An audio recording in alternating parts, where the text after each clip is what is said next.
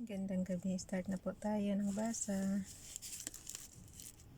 Kaninang madaling araw di ko na sa inyo yung chapter 19 ng Ezekiel. Pero lang naman siya A Lament of Israel Princess. Pero nabasa ko na rin yan. Kaya lang nakalimutan lang kaninang madaling araw.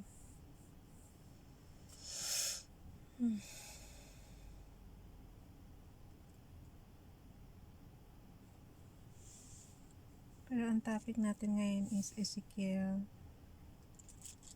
20 and 21.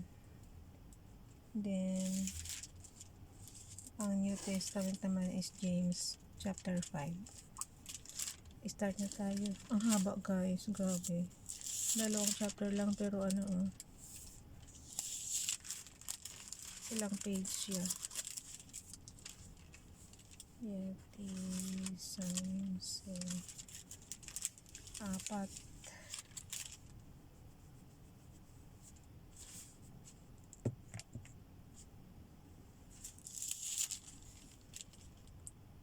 Yung chapter 20,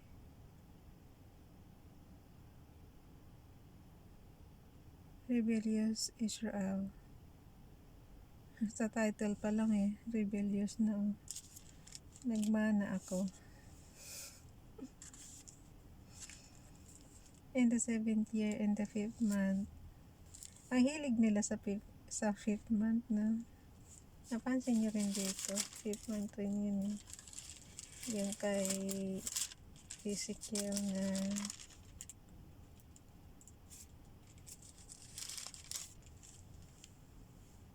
basta hilig nila sa 5th month. 5th month or 5th day. Haba talaga guys. Kaya ba yan?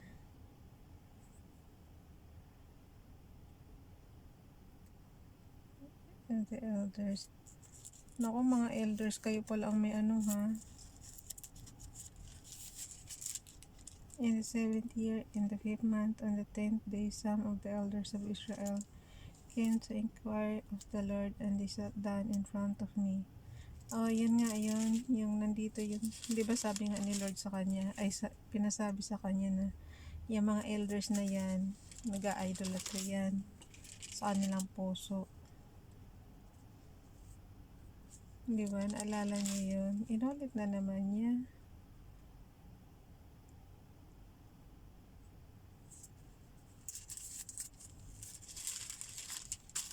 Inulit na naman niya.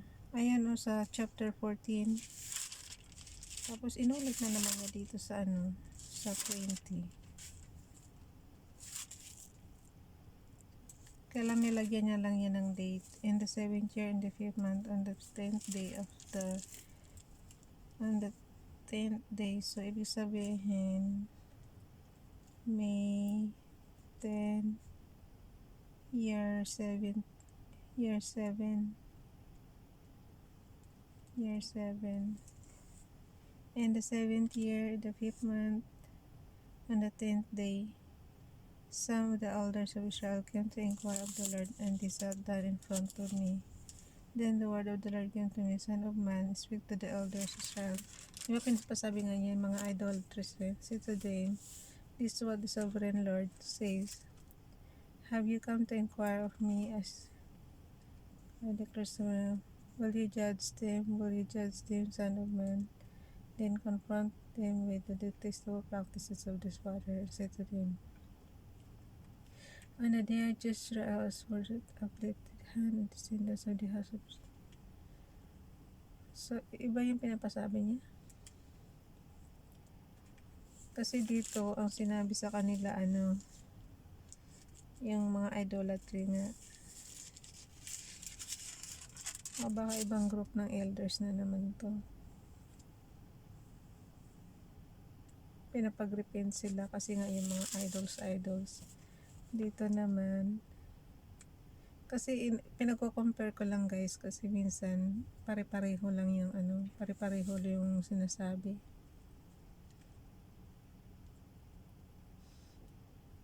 But I swear them, and that day I swear them I would bring them out of Egypt into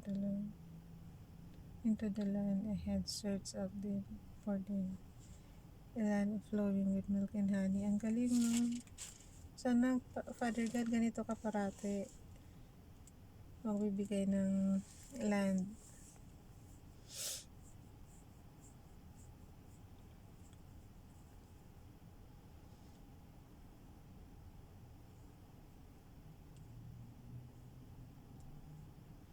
Talaga palang nag-swear na siya, no? With uplifted hand in the descendants of the house of Jacob. And rebuild myself. Saan yun?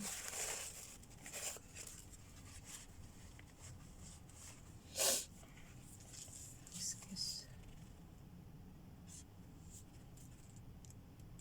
Kaya nga mahal na mahal nga niya ang Israel talaga.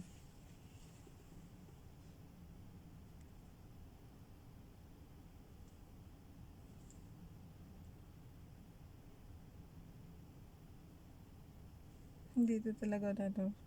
As surely, have you come to inquire of me? As surely as I live, I will not let you inquire of me, declares the sovereign Lord. We judge them, son of man.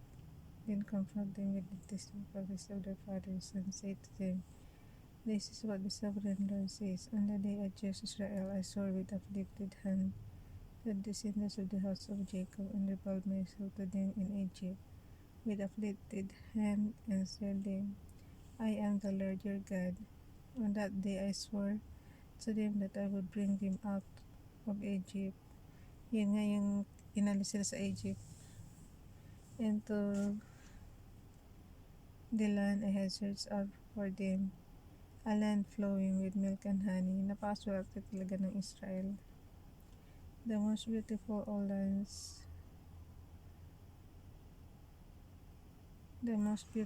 all lands. And I said to them, each of you get rid of the vile images. Yan, umalis na kasi kayo sa mga images na yan. You have set your eyes on and do not defile yourselves with the idols of Egypt. I am the Lord your God. Okay na. But they rebelled against me. Ang ganda-ganda na ng pangako ni Father God sa kanila, oh. Pero mga rebellious pa rin. Kaumpisa lang natin, antok na naman.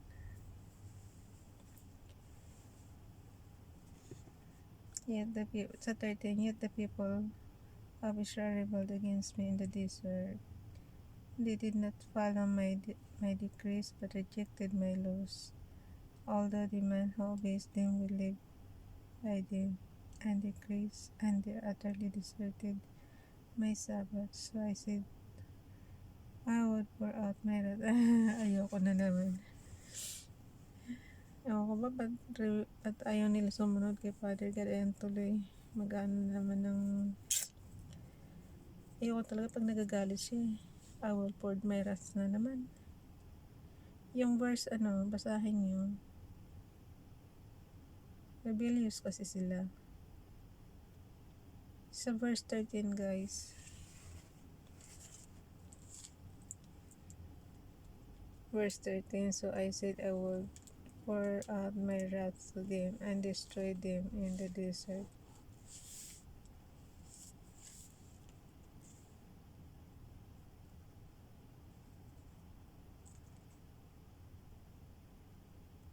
Ayoko na basahin pero tinitingnan ko. Ayoko makabasa ng ganun pero tinitingnan ko pa rin. No choice eh. Kailangan mo pa rin basahin. Kasi yun naman purpose natin eh, ang magbasa ng Bible. Para may matutunan.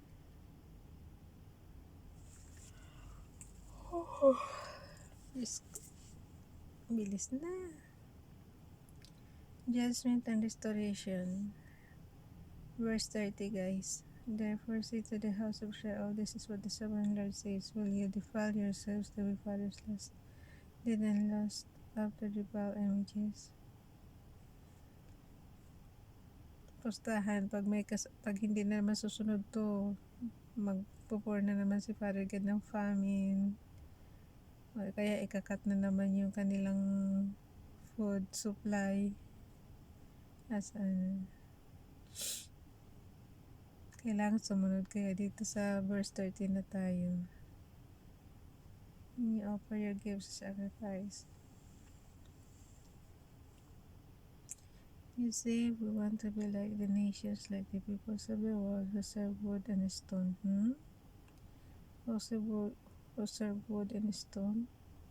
But what you have in mind will never happen. As your last slave declares the sovereign Lord, I will rule over you with a mighty hand and out with its arm and without wrath. I will bring you to nation and gather you from the countries. Execute judgment upon you and judge your fathers and this. Ito ba yung time ni Moses? Yung inalis sila sa Egypt? Di ba tumawid pa ka sila ng dagat noon? Tapos, ano ba yung kwento na yun? Pagtawid nila ng dagat, yung sumusunod sa kanila na kalaban sa kanila, natabon na ng dagat. Remember niyo pa yung kwento na yun? Yung ano sila? Inalis na sila sa Egypt noon.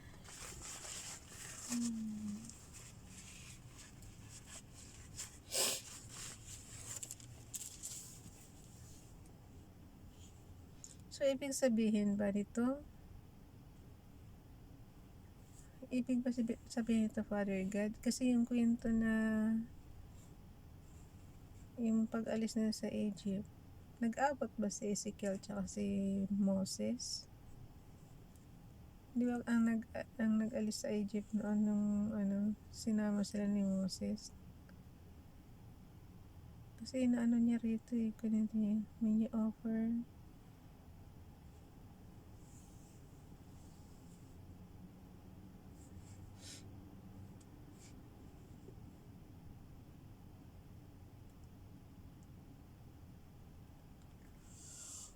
ako.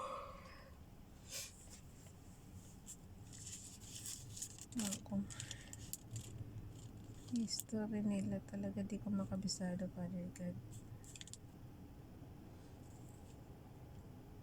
Sana sunod-sunod. Halimbawa kung sa panahon ni Moses, i-clear din niya dito na nangyari na. Sino ba nauna? Si Moses o sa Ezekiel? Kasi parang yung kwento na tong sa Egypt, yung sa Egypt, tsaka dinala sila doon sa land na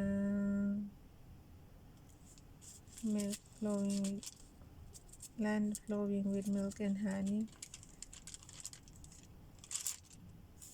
Panahon nga yun ni Moses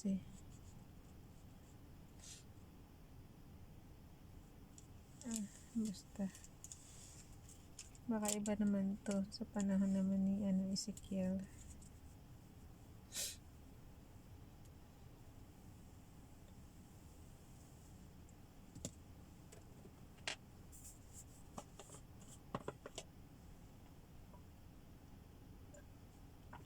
Pero talagang talagang hindi mo maiwasan sa tao, may pagka-rebelde talaga tayo. Ako inaamin ko, may pagka-rebellious talaga ugali ko. Kita mo dito, tanong ako ng tanong.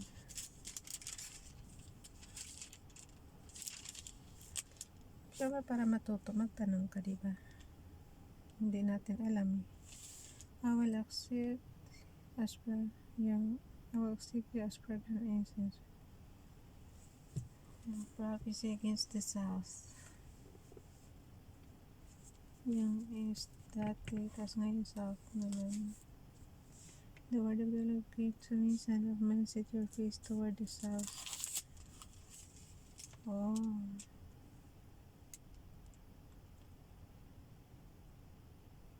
Praise against the south and prophesy against the forest of the southland.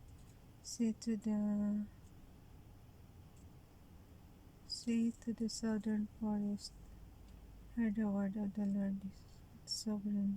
The Lord says, I am about to set it fire and will crush.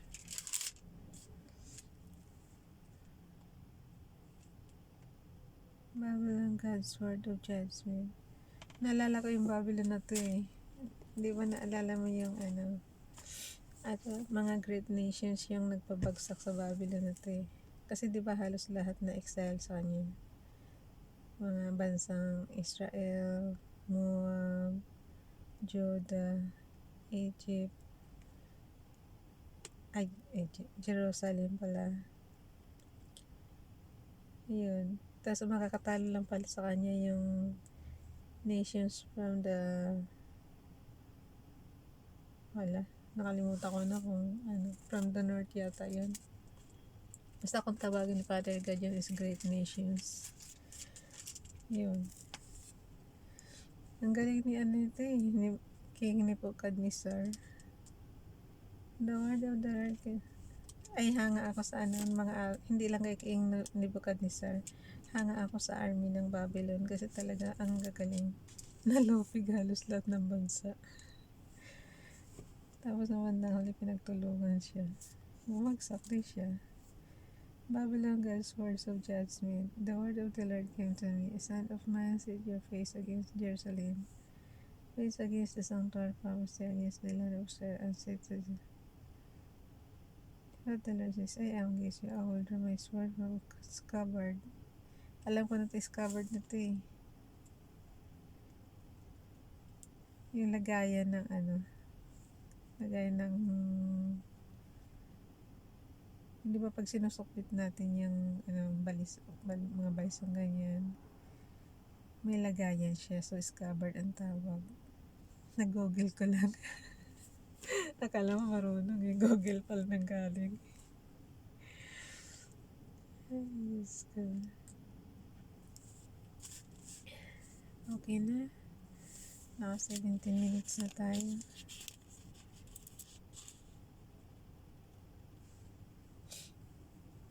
Therefore, God said, one grand before.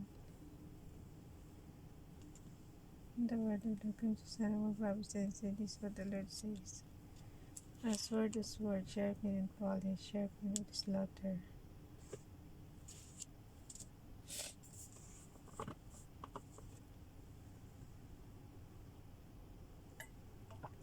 Kailangan na natin magpahinga. At sinisako na tayo.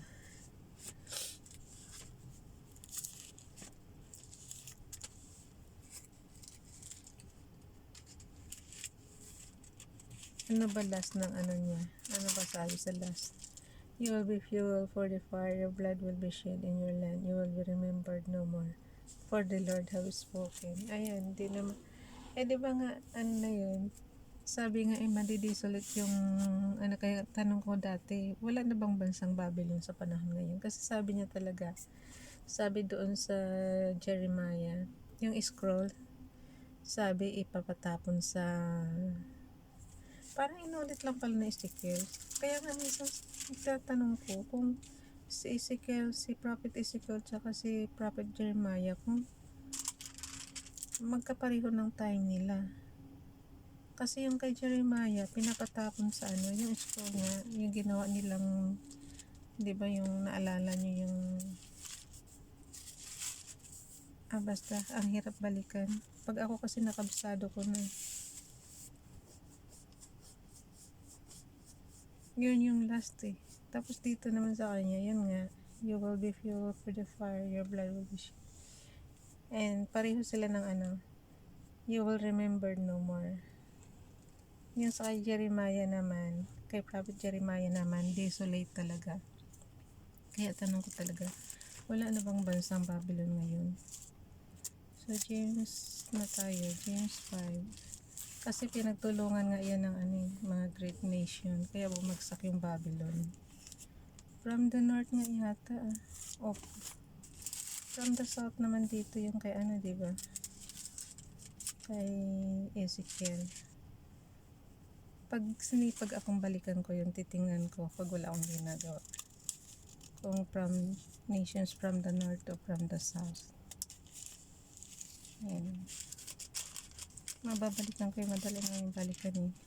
Kasi ang natandaan ko yun, yung scroll. Pinapatapon nga yun kasi desolate na yung Babylon.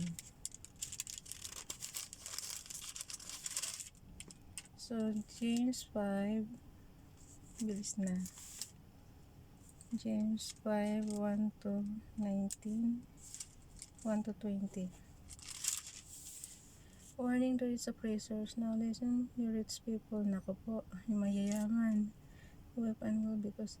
Pero alam mo, minsan, kung mayaman ka, pero kung mabait ka naman, hindi naman siguro issue to. Weep and will because of the misery that is coming upon you. Your wealth has rotted. And kung ano, Father God, kung sa tama namang paraan ang pagiging mayaman, hindi naman to big deal, diba? Your gold and silver are corroded. The corrosion will testify against the law of the wages you fall to be workmen. Di huwag mang argabyado ng workmen, ng mga trabahador. You condemn and murder innocent men, you are not opposing. Patience and suffering, be patient and brothers. Pero alam mo guys, kung mayaman ka na tapos mabait ka pa, siguro tatanggapin ka ni Father God yun. Ano lang yan, akala kasi pag mayayaman is masama. Basta yung idol ko mayaman, pandemic hero. Mayaman pero tumutulong, o diba? Si FLM yun syempre. Kaya nga Father God, pag mayaman tapos mabait naman, hindi mo paparusahan sa pag gumagawa ng kabutihan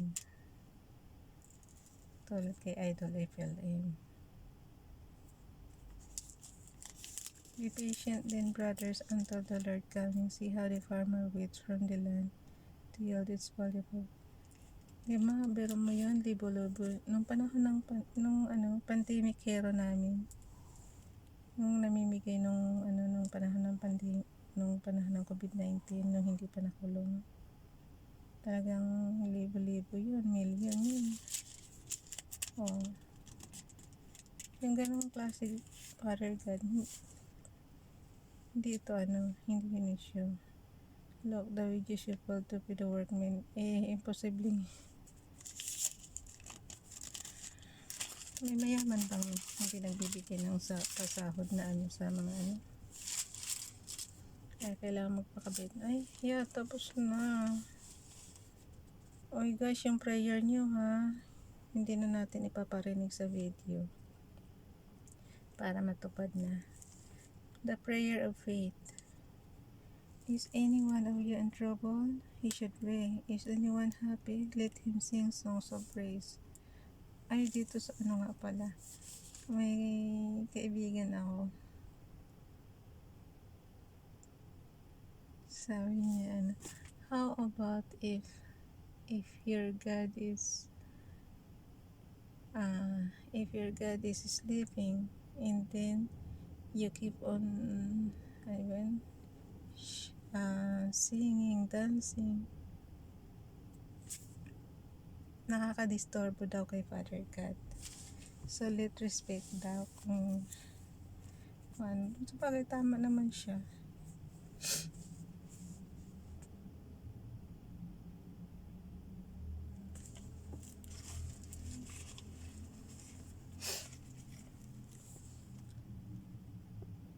Natutulog na kaya si Father God? For example, baka tulad natin natutulog tayo, si Father God kaya nakakaramdam din kaya ng nagpapahinga rin kaya siya? Diba pag Sabat din nagpapahinga siya? Ibig sabihin kasi yung napag-usapan namin, halimbawa kung natutulog na si Father God,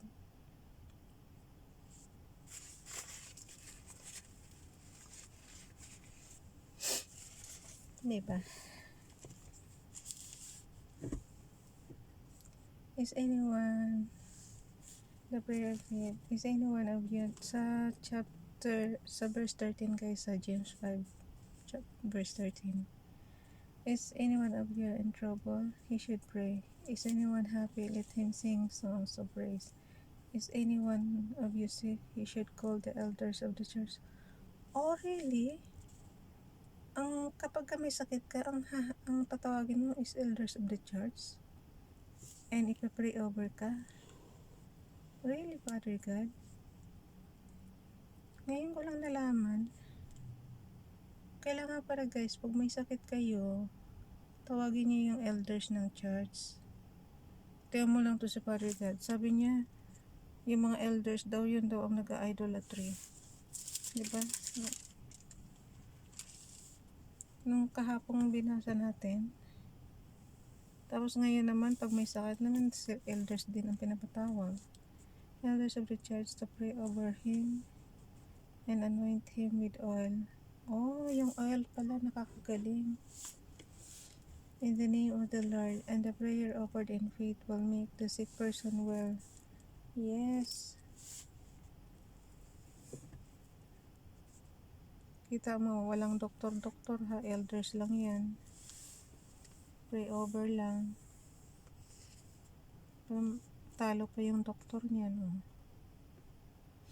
Sabi na siya, makapangyarihan ang dasal tsaka pananampalataya eh.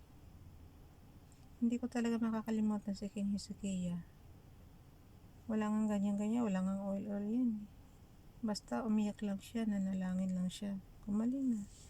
Elijah was,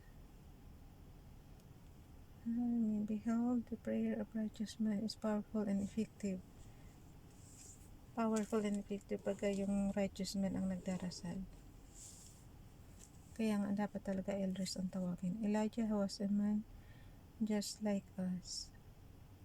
Elijah was a man just like us. He prayed earnestly that would not rain, and it did not rain on the land of 3.5 years. Wow! Tagal naman, Father. Paano naman yung mga farmers nito? Again he prayed, and heavens gave rain on si Elijah and produce its crop. Katatanong ko lang paano naman, Father, yung mga farmers. Sinagot ka agad. Nag-pray na naman na magkaroon ng rain. Pag ako talaga nagtanong, may sagot ka agad. My brothers, if one of you should wander the truth, someone should bring him back. Remember this, whoever turns aside on the error of his way will save him from this and cover over a multitude of sins. Amen.